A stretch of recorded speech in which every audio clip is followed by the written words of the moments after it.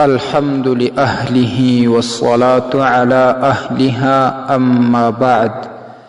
معززو ایورور پختنه کړې ده چې په یو رکعت کې تر یو زیات سورتونه ویل څه حکم لري. محترمه ستاسې په جواب کې به ووایم چې ملک العلماء امام کاسانی رحمه الله په بدایع الصنایع اول جلد کې وایي چې که څوک دوه سورتونه په یوه رکعت کې ووایي د فرضو کراهیت نه راځي، خو افضل او بهتره دا ده چې دوه سورتونه په یوه رکعت کې ونه وایي.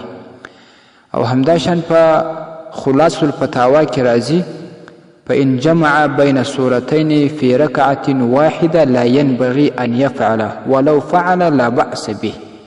که څوک دوه سورتونه په یوه رکعت کې سره جمع کې ووایي یعنی دا ښه کار نه دی، که یې ووایي خو پروا نه لري، بهتره دا ده چې ویې نه وایي.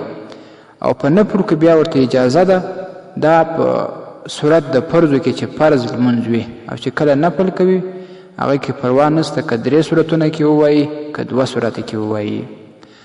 بدایع الصنایع اول جلد 482 صفحه، الفتاوى الهندیه اول جلد 107 صفحه، خلاصة الفتاوى اول جلد 99 صفحه، رد المحتار اول جلد 404 صفحه. السلام علیکم ورحمة الله وبرکاته. ستاسې د اسلامي پوښتنو جوابونکی مفتي حکیم الله صابر الحنفي صاحب.